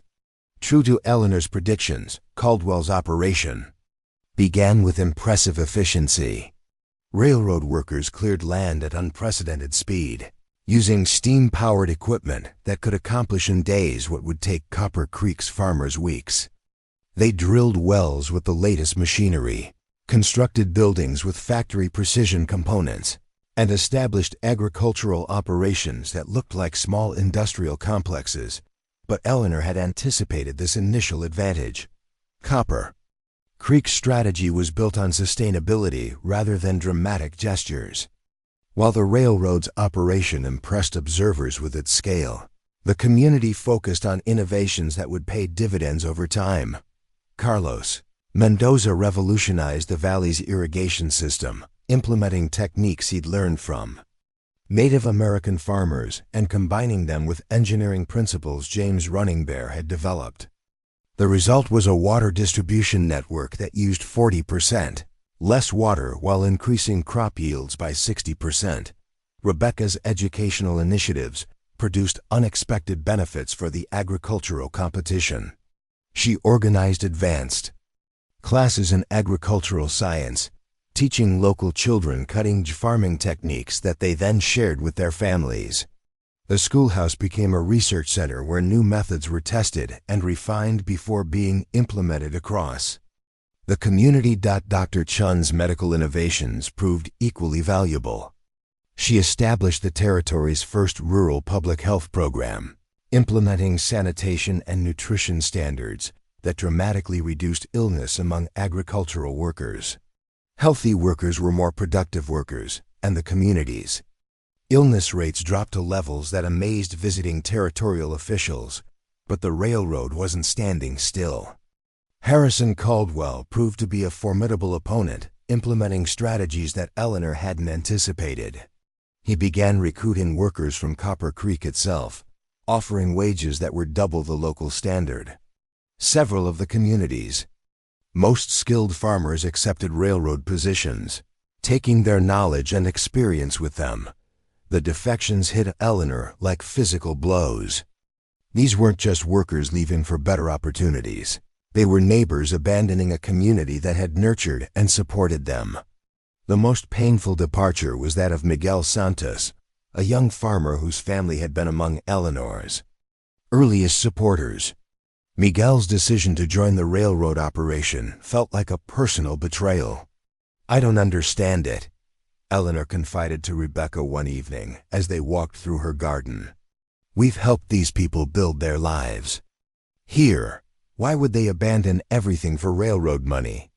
Rebecca, now a mother of 3 and wise beyond her years, considered the question carefully. "Eleanor, you're thinking like someone who's already found her place in the world. But some people are still searching for theirs." Miguel saw an opportunity to provide for his family in ways he never imagined possible. And the community that supported him while he was getting established? That means nothing? It means everything to him, which is why leaving was so difficult. "But Eleanor, we can't hold people captive with guilt or obligation. If our community model is truly superior, it has to prove its worth by attracting people, not by making them feel trapped." Eleanor knew Rebecca was right, but the defections continued to sting. Worse, they provided Caldwell's operation with inside knowledge of Copper Creek's methods and strategies. The railroad began implementing agricultural techniques that the community had spent years developing, often improving upon them with superior equipment and resources. The second month brought a crisis that threatened to end the competition prematurely. A severe drought struck the region, reducing water levels in streams and wells across the valley. Both operations faced the same environmental challenge, but their responses revealed fundamental differences in their approaches. Caldwell's solution was characteristically direct. He ordered the drilling of deeper wells, using steam-powered equipment to reach water sources that were beyond the reach of conventional methods. The approach was expensive, but effective, ensuring that the railroad's agricultural operations continued without significant disruption. Copper Creek's response required more creativity and cooperation. Eleanor called an emergency community meeting, where residents agreed to implement water rationing measures that would have been impossible to enforce without genuine community solidarity. Gardens were reorganized to maximize water efficiency. Crop selection was adjusted to favor drought-resistant varieties, and every household committed to conservation measures that reduced overall water consumption by 30%. The drought also revealed the limitations of Caldwell's corporate model. When water became scarce, competition developed between different sections of the railroad operation. Managers hoarded resources for their own departments, leading to inefficient allocation and internal conflicts. Morale problems emerged as workers realized they were competing against their colleagues rather than working toward common goals. Eleanor seized on these vulnerabilities, inviting territorial officials to tour both operations during the height of the drought. The contrast was stark. Copper Creek's agricultural areas showed signs of stress, but remained productive and well-maintained, while the railroad's operation displayed the kind of waste and mismanagement that inevitably accompanied systems built purely on hierarchy and competition. "The difference," Eleanor explained to a visiting agricultural commissioner, "is that our people understand they're working for their own future. Railroad workers are just doing jobs for wages. When things get difficult, one group pulls together while the other falls apart." But Caldwell proved to be a quick learner. By the third month, he had implemented management reforms that addressed many of the problems Eleanor had identified. He brought in experienced agricultural supervisors from successful corporate farms, reorganized work crews to eliminate internal competition, and established bonus systems that rewarded cooperation rather than individual achievement. The railroad's agricultural output began to match and sometimes exceed Copper Creek's production levels. Worse, Caldwell's operation was generating profits that dwarfed anything the community could achieve. The railroad could sell its products at competitive prices while still making substantial returns on investment, something that's small scale Community agriculture couldn't match. Eleanor found herself facing the possibility that economic efficiency might not be enough to win the competition. Caldwell's operation was becoming genuinely impressive, combining corporate resources with improved management techniques to create something that looked suspiciously like success. The breakthrough came from an unexpected source. Dr. Chun had been analyzing health and productivity data from both operations when she noticed a troubling pattern in the railroad workers' medical records. Despite higher wages and better equipment, railroad employees were experiencing significantly higher rates of workplace injuries, stress-related illnesses, and family problems. "It's the difference between a job and a calling," Dr. Chun explained. To Eleanor, Copper Creek's residents work hard because they're building something they believe in. Railroad workers work hard because they're paid to. That difference shows up in everything from accident rates to family stability. Eleanor realized that Dr. Chun had identified the key to winning the competition. It wasn't enough to match the railroad's economic output. They needed to demonstrate that community-based agriculture produced better outcomes for human beings, not just better profit margins. The fourth month became a turning point as Eleanor shifted the community strategy from purely economic competition to a broader demonstration of social value. Rebecca documented family stability, educational achievement, and cultural development in ways that highlighted the qualitative differences between the two approaches. Carlos implemented agricultural techniques that emphasize soil conservation and long-term sustainability rather than short-term yield maximization. The approach initially reduced production levels, but it also demonstrated a commitment to environmental stewardship that impressed territorial officials. Pete Kowalski organized infrastructure projects that improved quality of life rather than just economic efficiency. New community buildings, improved roads, and enhanced public spaces showed that Copper Creek was building a place where people wanted to live, not just work. Most importantly, Eleanor began documenting the stories of individual families, showing how community-based agriculture had enabled people to achieve prosperity while maintaining strong social connections and personal fulfillment. These stories formed a compelling narrative that economic statistics alone couldn't match. Caldwell recognized the threat and responded aggressively. He hired public relations specialists to promote the railroad's operation, emphasizing its efficiency and economic benefits while downplaying the social costs. He arranged for favorable coverage in territorial newspapers and brought in prominent business leaders to endorse the corporate agricultural model. The competition was becoming more than an economic contest. It was turning into a battle for the soul of the American frontier. Would the territory's future be shaped by corporate efficiency or community cooperation? Would progress be measured purely in dollars and production statistics, or would human values play a role in determining success? As the fifth month began, both operations had achieved impressive results, but by very different measures. The railroad had maximized short-term economic output, while Copper Creek had demonstrated the viability of sustainable community-based agriculture. The final judgment would depend on which set of values the territorial commissioner found more compelling. Eleanor knew that the next 30 days would be the most crucial of her life. Everything she'd built, everything she'd fought for, would be decided by whether she could convince one government official that community cooperation was more valuable than corporate efficiency.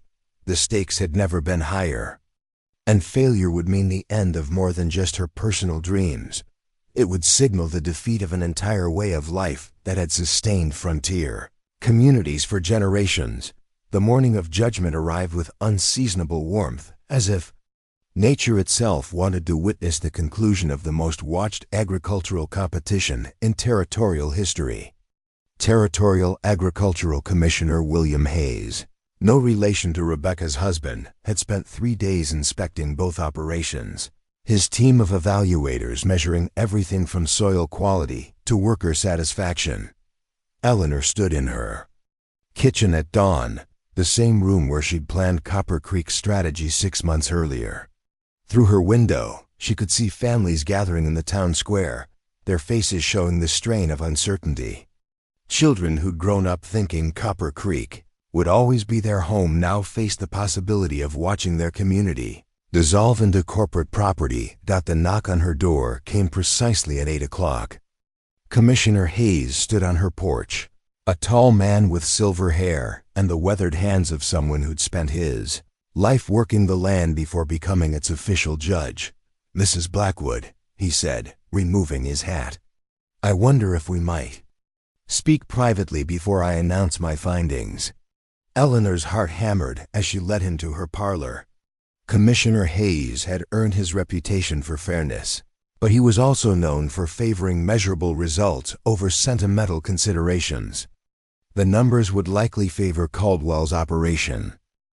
"Commissioner, before you speak, I want you to know that whatever your decision, this community appreciates the thorough evaluation you've conducted." Hayes smiled, the expression transforming his stern features. "Mrs. Blackwood, in 30 years of agricultural evaluation, I've never encountered a more complex assessment. Both operations have achieved remarkable results, but by entirely different measures." He opened his leather portfolio and extracted a thick report. "The railroad's operation has exceeded every traditional benchmark for agricultural efficiency. Higher yield per acre, lower cost per unit of production, faster return on investment. By any standard economic measure, Mr. Caldwell has won your competition decisively." Eleanor felt the floor seeming to shift beneath her feet. 6 months of desperate effort, and they'd lost on the very measures she'd thought they could match. "However," Commissioner Hayes continued, "economic efficiency was only one criterion for evaluation. I was also charged with assessing sustainability, community impact, and long-term viability." Eleanor looked up sharply. "Mrs. Blackwood, what you and your neighbors have built here isn't just an agricultural operation. It's a model for how human beings can work together to create something greater than the sum of its parts. Your soil improvement practices will benefit this land for generations. Your water conservation methods could be applied across the entire territory. Most importantly, you've demonstrated that prosperity doesn't require the destruction of community bonds." Eleanor hardly dared to breathe. The railroad's operation, while impressive in the short term, shows troubling signs of unsustainability. Soil depletion from intensive farming practices, water table depletion from aggressive well drilling, and human costs that don't appear in any profit calculation, but are very real nonetheless. Commissioner Hayes stood and walked to Eleanor's window, looking out at the community gathering in the square. "Mrs. Blackwood, I've seen the future that corporate agriculture represents, and I've seen the alternative you've created here. For the sake of this territory's children, I know which one I'd choose to live in." Eleanor felt tears spring to her eyes. "Commissioner, are you saying—" "I'm saying that Copper Creek has won this competition in the only way that truly matters. You've proven that community-based agriculture can compete with corporate efficiency while preserving the human values that make life worth living." The announcement in the town square created a celebration that would be remembered for decades. As Commissioner Hayes read his detailed findings, explaining how Copper Creek had triumphed through innovation, cooperation, and long-term thinking, the crowd erupted in cheers that could be heard for miles. Harrison Caldwell accepted the defeat with surprising grace, perhaps understanding that fighting the decision would only damage his company's reputation further.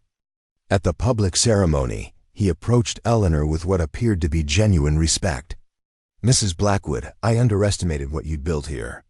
I thought community cooperation was just sentimentality dressed up in frontier mythology. I was wrong."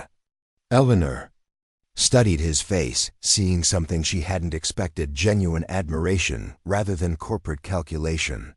"Mr. Caldwell, there's no shame in losing to people who are fighting for their homes and families. The only shame would be in not learning from the experience. Caldwell nodded slowly. I've been thinking about what Commissioner Hayes said regarding sustainability. The railroad would like to discuss a genuine partnership, one where your communities' methods could be applied to our operations across the territory. A partnership, Mr. Caldwell, not an acquisition. A partnership, Mrs. Blackwood. It seems we have something to learn from your community model. In the years that followed, the Copper Creek model spread across the American frontier, inspiring similar communities throughout the expanding territory. Eleanor's methods of combining individual initiative with collective cooperation became the subject of agricultural textbooks and government policy discussions. The railroad partnership proved beneficial for both parties. Caldwell's company gained access to sustainable farming techniques that increased long-term profitability, while Copper Creek gained access to markets and transportation networks that had previously been beyond their reach. Eleanor never remarried, but she was never truly alone. Her home remained the heart of a community that had grown far beyond her original small plot of land. Children who'd played in her yard grew up to become leaders in their own right, carrying forward the principles of cooperation and mutual support that had saved their community. On quiet evenings, Eleanor would sit on her porch and remember the desperate woman who'd stepped off the stagecoach 15 years earlier with nothing but grief and a deed to worthless land. That woman could never have imagined the thriving community that now surrounded her, or the legacy she would leave for future generations. The knife she'd thrown at Jake Morrison's fence post had been preserved and mounted in the town hall, not as a symbol of violence, but as a reminder that sometimes ordinary people had to take extraordinary stands. But Eleanor knew the real victory hadn't come from throwing knives. It had come from building something worth defending. As the sun set over the valley that had become her life's work, Eleanor reflected on the journey that had brought her to this moment. She'd lost everything once and found something better in its place. She'd faced down bullies both crude and sophisticated, winning not through force, but through the patient work of proving that another way was possible. The widow who'd been mocked for her tears had become the architect of a new model for frontier life, one that would influence the development of the American West for generations to come. In the end, Eleanor Blackwood had done more than save her own small piece of land. She'd helped define what it meant to build a community worthy of the magnificent country that surrounded it. The laughter of children echoed across the valley as another day ended in Copper Creek, a sound that perfectly captured the legacy of a woman who'd refused to surrender her hope for a better tomorrow. Eleanor smiled and went inside to prepare for another day of the life she'd built through courage, determination, and the unshakable belief that ordinary people could accomplish extraordinary things when they worked together. The story of the crying widow and her throwing knives had become legend, but the real story was still being written every day in the lives of the people who called Copper Creek home. Up next, you've got two more standout stories right on your screen. If this one hits the mark, you won't want to pass these up. Just click and check them out. And don't forget to subscribe and turn on the notification bell so you don't miss any upload from us.